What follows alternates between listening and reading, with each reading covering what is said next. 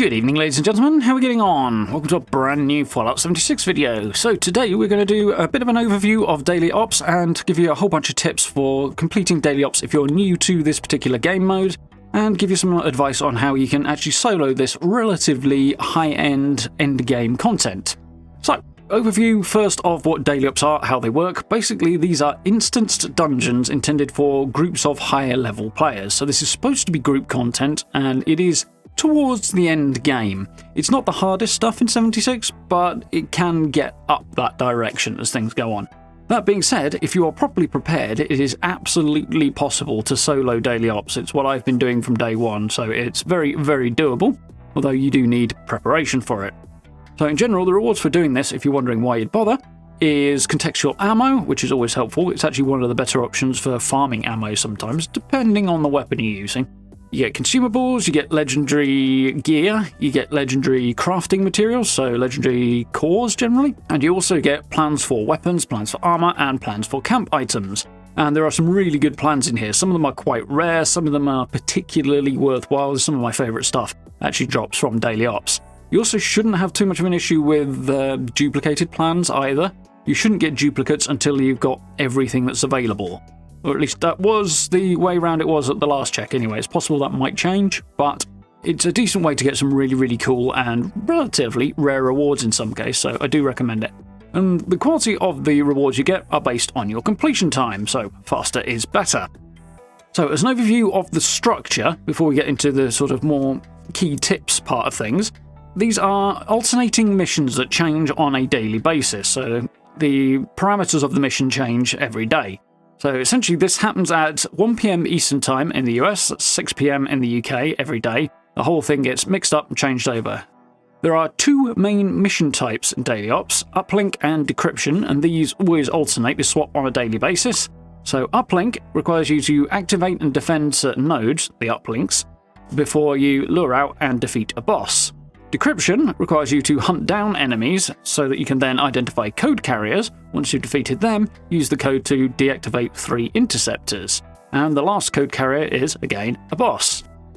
So as you're running through these, you will get the usual kind of mission pop-ups in the top right corner that are quite helpful, and you get the voiceover from a particular character who will talk you through what you're doing as you do it, which is quite handy. So locations-wise, there are currently, at time of recording, 13 locations that these can take place in, and they are instanced interior locations. So these are places that you could have found during your exploration, places like, for example, Morgantown High School, the Burning Mine, Burrows, all manner of places like that, but they are separate from the rest of the game, and they often have some small modifications in them as well to better facilitate daily ops. So you might find holes in walls where there aren't usually holes in those walls, so you can move around more easily.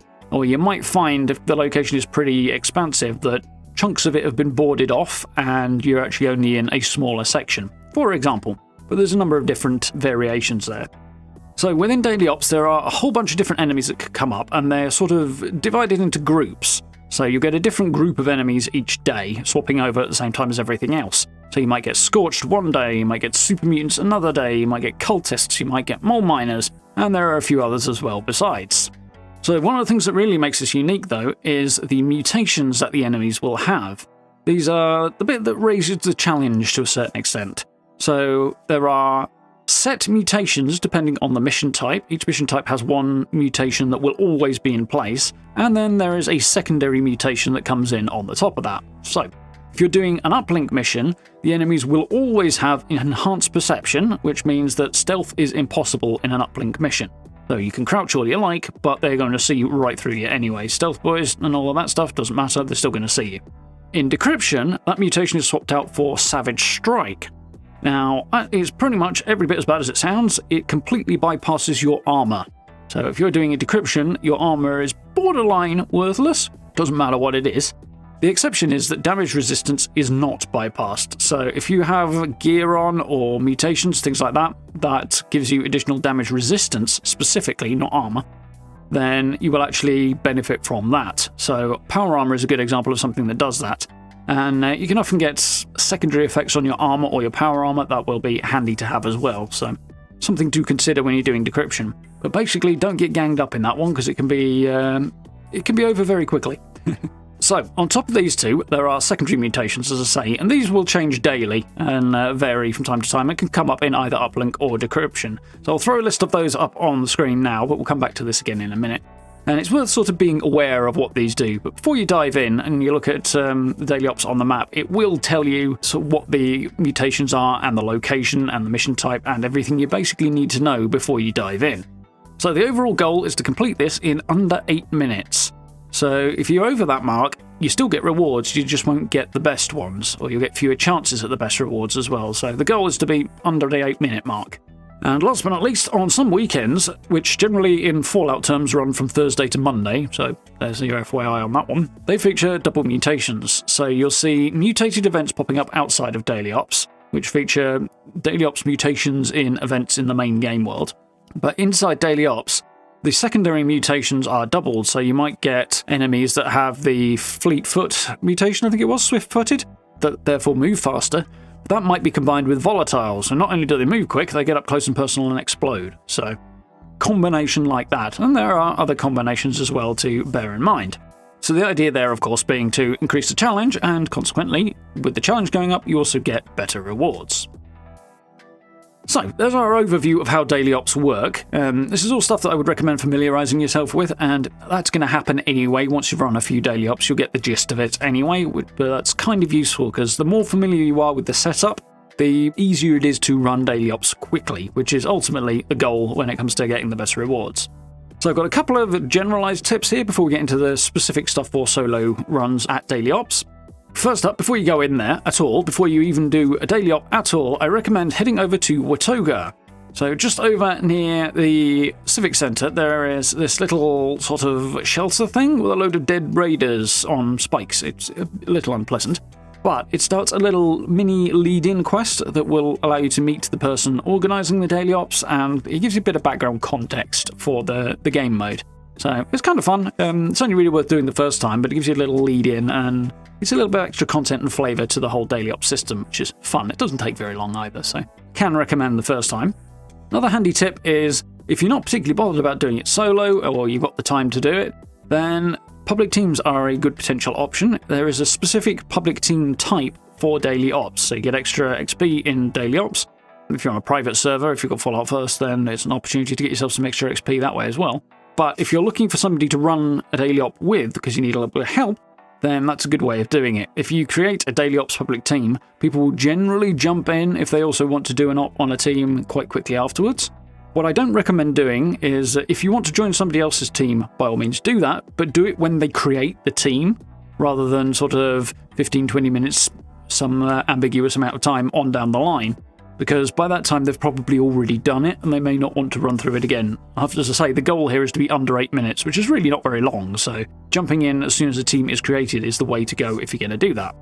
Okay, so tips for getting through this solo. As I say, it's very, very doable to run these solo. I've been doing it solo for, well, since the game system was first introduced, which was way back when, years ago now, and it's very, very doable.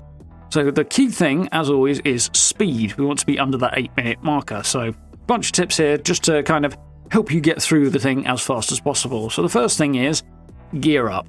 This is endgame content after all. It is intended to be in groups, so if you're running it solo, you are stretching it to its limits, and you're going to be pushing yourself beyond the intended setup for the game mode. So yeah, being geared up for that is entirely the way to go. The key thing is survivability, so you want to avoid dying as much as humanly possible. It sounds obvious, but my point is that when you die, it costs you time, and 8 minutes can disappear mighty quick. So the other thing is, the more times you die, the longer it takes. Not just in general that it stacks, but also the respawn timer gets longer. So the first time it's about 3 seconds. Second time it might go up to 5, and then it might go up to 7, and then 10, and so on, something like that. You get the gist. It takes longer and longer the more times you die, so generally you want to try and avoid that. Power armor is really good. It's got additional benefits beyond just the armor as well, so well worth considering. And powerful weapons, the faster you kill the enemy, the less likely they are to kill you, right? So definitely worthwhile.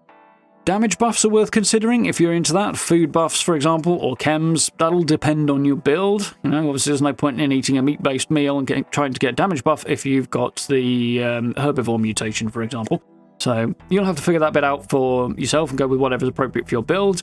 I'm quite fond on Psycho buff personally, as it gives you a nice little buff to your damage output. It's definitely quite fun.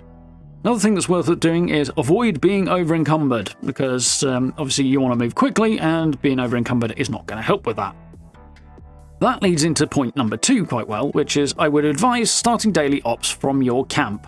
So return to your camp, get your build set up, make sure you've got everything you need, make sure you've got ammo, make sure you're not over-encumbered, then go into the menu, go into the map, and start the daily op from there, because when you launch the daily op, you get free fast travel into this instance. At the end, you'll also get free fast travel out. 2 key points about this. It ignores encumbrance, so you'll always be able to travel in and out, so if you happen to have picked up a load of loot on the way out, you can always be returned straight back to your camp. But you can also find yourself in there when you wouldn't normally be able to fast travel and are over-encumbered as well, so something to keep an eye on there. But when you leave the daily op, this fast travel always returns you to the place you were when you first arrived. So if you start from your camp, you will return to your camp. And if you start from some other random place on the map, that's where you'll be afterwards. And if you're over-encumbered when you leave and you're miles from your camp, you can kind of hamstring yourself a little bit there. So it's something to bear in mind. If you're in your camp, you can drop stuff off more easily, you can scrap stuff and so on and so forth. And basically you're better set up to deal with any encumbrance issues that you might possibly have. So, point number 3 is familiarise yourself with the location. And this one's a tiny little bit counterintuitive in some ways, but ignore the timer the first couple of times you run a daily op, especially if you've never been in the location before. So if you're somewhere you haven't done a daily op before specifically, you might want to take the time to explore that location, find out where the various points you need to hit are and what the best way to move between those points is. So if you're running an uplink in a location that you haven't been before, you'll need to know where the signal repeater is to kick things off, and you also need to know where the uplinks are as you continue as well. So it also helps to know the fastest routes to run between those, so you spend as little time not advancing the op as possible, allowing you to get through it and stay under that 8-minute mark if you can. If you're in decryption, then you want to know where the interceptors are, so that when you get the codes and you've taken out the code carriers, you can run to the interceptor as fast as possible. You know where the nearest one is at all times, and you'll be able to then activate it and progress the op that bit more efficiently. One handy thing for decryption is the enemies tend to spawn sort of reasonably near to where you are, but also near-ish to the nearest interceptor when you're running decryption. So if you can move towards an interceptor as you're taking out enemies and getting towards the point where you're going to be tackling the code carriers, then you should have less distance to run when it actually comes to taking out those interceptors. So it can increase your efficiency a little more if you can do that. So, point number 4 is to get familiar with the mutations. So I said we'd come back to this. Some of these mutations, the secondary ones specifically, are particularly tough, and it certainly helps to be aware of how they work and how they influence your play through the daily op. 2 good examples of this are Resilient and Reflective Skin. So for Resilient, you have to hit the enemy in melee in order to kill them. Otherwise, the health drops to 1 HP and won't go any lower.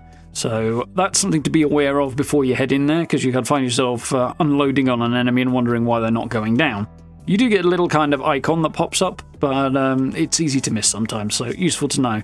Good way of dealing with that, obviously, is either go up there and just bash them with your gun if you need to. That does cost you action points though, so something to bear in mind. Or another option is, if you're in power armor, stick a perk point into Pain Train, because you can then just sprint into them. You won't do very much damage, but you'll do at least 1, and it'll be enough to finish them off. That's the approach I generally use. So another one to be aware of, as I say, is the Reflective Skin. With that one, the enemies will glow and a little icon will pop up to tell you that the damage you're putting out is just being directed back to you and is not actually harming the enemies. And if you've got a high damage output, which is helpful generally for running through these as fast as possible, that can mean you will take yourself down very, very quickly. So that is something to bear in mind, especially if you have sort of anti-armor stuff on and can bypass your own armor. So bear that in mind. You can end up taking yourself out very quickly in that one. But if you're familiar with the mutations, you know what's coming, you can adapt better to dealing with that and know when to stop firing and when to resume firing and that sort of thing, so that you don't screw yourself over, basically. So, coming back to the looting point we touched on before, the best point to do any looting in Daily Ops is towards the end. So when you finish the final objective, you take out the boss in Uplink, or you take out the boss and disable the interceptor in Decryption, then at that point, that is really when you want to do your looting. If you do it before, you're going to be wasting time. If you try and do it later, you will actually be scuppered because you'll be out of there. So at the end, you'll see a View Rewards button comes up. It's Escape on PC. Not sure what it is on console, but don't hit that until you are done looting. So once that comes up, run around, do all your looting, then hit it, because when you've hit that button, you are leaving and you will not get a chance to loot. It also doesn't matter if you're over-encumbered at that point either, because the fast travel is automatic and free, so it'll still function even if you're over-encumbered. But yeah, it's worth being aware of so you don't miss out on things, and you also don't waste time looting while the clock's still running. Speaking of the clock running, sometimes when you finish the op, the clock will appear to continue to run. It's a bit disconcerting, but the game does know what your finish time actually was, even if the clock continues to run, so don't worry about it. So the last piece of advice is perhaps a little strange, but it is know what to skip. There are certain combinations of location and mutation types that are, generally speaking, just not worth playing. I hate to say it, but it's kind of true for daily ops. If you're running an uplink op, it's not too bad generally. You're pretty much okay because the time is semi-fixed. The amount of time it takes you to run between the various points varies, but the amount of time it takes for an uplink to charge up or whatever is relatively static, especially if you're running solo. So you're kind of okay with any location, any combination of mutations there. With decryption, because you have to find and kill enemies, you've got to search the location. You can find that in bigger locations, it takes way too long. So if you're in a couple of those larger locations, you've got an element of RNG coming in as to where the enemies spawn and whether or not you can find them. And it can very, very quickly result in you missing that 8-minute target, and it's kind of annoying. So if you're on decryption and it is in any of these locations, I would just say don't bother, skip it, come back to it tomorrow. Those locations are Arctos Pharma Biome Labs and the Burning Mine are the two biggest ones. Those areas I would just write them off and don't do it. You might get lucky. If you're in a group, it's not so bad, but if you're solo, they are so big, it is a kind of a nightmare to try and find enemies in that time limit. A couple of other areas are the Uncanny Caverns and Vault 96. They're not quite as bad as Arctos Pharma or the Burning Mine, but they are still pretty large. Running around trying to find enemies could still be a bit of a nightmare. As I say, it's better, but it's not a lot better. So any of those 4 locations, I would probably skip it for that day, just because getting under that 8 minutes thing is kind of a drag. I mean, you can always have as many bites at the apple as you need to get under that 8-minute marker, but it can take up a lot of time and not be a great deal of fun in those locations.